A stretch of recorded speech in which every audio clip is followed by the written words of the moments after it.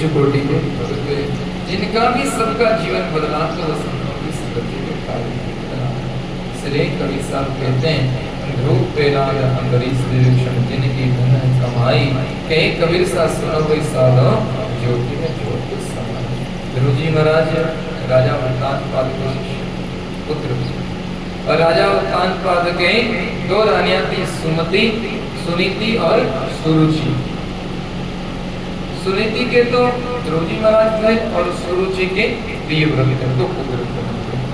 ध्रुव जी की माँ साधारण स्त्री थी, इसलिए उनके पिताजी ने ध्रुव जी और ध्रुव जी को माँ को अलग घर दे दिया, झोपड़ा दिया देने के लिए, और ध्रुव जी की माँ को दुहाक दे दिया था। जब ध्रुव जी छोटे थे तो साधारण स्त्री थी, जो उनको अलग मकान दे दिया, दुहाक दे दिया, फिर उनको तोल करके आटा दिया जाता था, सवा सेर। ध्रुव जी उत्तानपाद के राजा के बेटे थे, लेकिन उनकी माँ और उनको सवा सेर आटा तोल करके दिया जाता था। सेर आटा उनकी माँ के लिए और पाव सेर आटा ध्रुव जी के लिए। इसलिए गरीब साहब ने कहा बिन भक्ति क्या होते ध्रुव को कुछ हो जाए, सवा सेर अन पाव के अटल राज दियो। ध्रुव जी महाराज एक दिन खेलते खेलते अपने पिताजी की गोद में जाकर के बैठ गए। जैसे पिताजी की गोद में बैठे तो उनकी छोटी माँ सुरुचि आई और उनको हाथ पकड़ करके नीचे उतरो। तुम पिता की गोद में बैठने के अधिकारी नहीं हो, यदि पिता की गोद में बैठना है तो हमारी कोख से जन्म दो, पहले जाओ जंगल में भजन करो, फिर इस देह का त्याग करो, फिर दोबारा हमारी कोख से जन्म ले, फिर तुम्हारे को इस पिता की गोद मिलेगी। ध्रुव जी महाराज बालक थे, रोते रोते निकल गए, और जब माँ के पास में आए तो माँ का नाम भी सुनीति था। सुनीति का मतलब होता है अच्छी नीति वाली स्त्री, समझदार स्त्री। उन्होंने ध्रुव जी को पूछा तो कहा, मेरी छोटी माँ ने कहा कि भाई भजन करो, मेरी कोख से जन्म ले तो पिताजी को भजन करना। तो माँ ने उनको शिक्षा दी।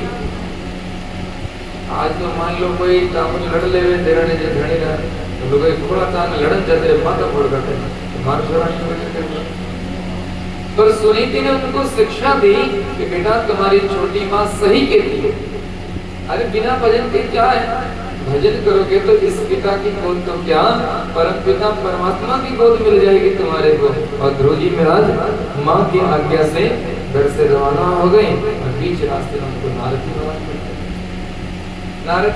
को भय दिखा तो समझाते हैं, देख जंगल का रास्ता बड़ा कठिन है, बहुत हिंसक जानवर खा जाएंगे, साधु का एक मानक मेरा बेटा बहुत कठिन है। इतने में राजा को पता चला तो राजा ने कहा सिपाही को भेजा, ध्रुव जी को वापस लिया और ध्रुव जी को कहो मैं आधा राज्य तुम्हारे को दे दूंगा। तब ध्रुव जी ने विचार किया अभी तो हम गए नहीं भजन करने के लिए, रवाना हुए, उसमें भी आधा राज्य देने के लिए तैयार है, तब आधा नहीं पूरा लेकर परमात्मा का राज्य लेंगे। नारद जी महाराज के उपदेश हुए और नारद के उपदेश से ध्रुव जी ने जाकर के तपस्या की और अपने जीवन और जन्म को सार्थक। ध्रुव प्रहलाद जी महाराज असुर वंश में हिरण्याकश्यप के पुत्र थे, कयादु से भेजे हुए। तो जब देवताओं का असुरों का युद्ध हुआ, देवताओं की हार हुई, हिरण्याकश्यप दोबारा तपस्या करने के लिए चला गया कयादु के पेट में प्रहलाद जी महाराज। तो इंद्र ने उसका हरण किया, कयादु इंद्र ने कयादु का हरण किया कि एक तो हिरण्याकश्यप है जो दुख दे ही ना, फिर इसका बेटा होगा तो ये पता नहीं कितना बड़ा राक्षस बनेगा, तो ये उपाधि करेगा, इसलिए इसको तो करके ही मार दें। कयादु का हरण करके लेकर के जा रहे थे, इधर बीच में नारद जी महाराज मिले तो कहा कि तुम ये क्या कर रहे हो? बोले इसकी कोख में असुर वंश का बीज है, इसलिए जैसे ही बालक जन्म लेकर मैं इसको मार दूंगा। नारद जी महाराज ने कहा छोड़ इनको, ये कोई जो है असुर नहीं होगा, ये भक्त होगा। और नारद जी कयादु को अपने आश्रम लेकर के जाते हैं, 9 महीना तक उनको सत्संग सुनाते हैं, फिर प्रहलाद जी महाराज का जन्म होता है। और प्रहलाद जी महाराज को कितना कष्ट दिया गया, लेकिन फिर भी उन्होंने परमात्मा की तेज नहीं छोड़ी। इसलिए तो कवि साहब कहते हैं नहीं छोड़ो मैं बाबा राम नाम मेरे, और पढ़न से कोनी काम। प्रहलाद पधारे पढ़न साल संग, साधे लीना मोत बाल संग, साथे लीना बहुत बाल भाई।